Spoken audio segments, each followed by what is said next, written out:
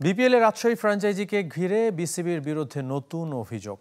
M Rahman Shamim নামের এক উদ্যোক্তার দাবি, বোর্ডের সব শর্ত পূরণ করে দল নিতে চেয়েও তারা ব্যর্থ হয়েছেন।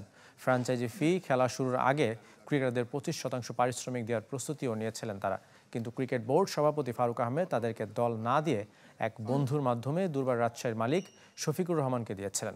এর ফলে বিপিএল ও রাজশাহীর যে সুনাম নষ্ট হয়েছে তার জন্য বোর্ড সভাপতিকে দায়ী করেছেন রহমান শামীম।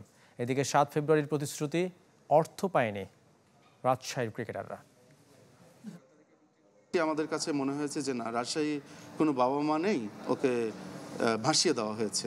আমার কাছে যেটা মনে হয়েছে সম্পূর্ণটা যে এই টিমটা একটা পার্সোনাল ফ্রেন্ডশিপের কারণে দেওয়া হয়েছে, এবং পার্সোনাল ফ্রেন্ডশিপ করতে গিয়ে একটা পুরা এলাকার মান সম্মান, not only Prestige but we are very much emotionally breakdown. And এটার সাথে সাথে মানুষজন আমাদেরকে নিয়ে ট্রলও করতেছে লিটারেলি।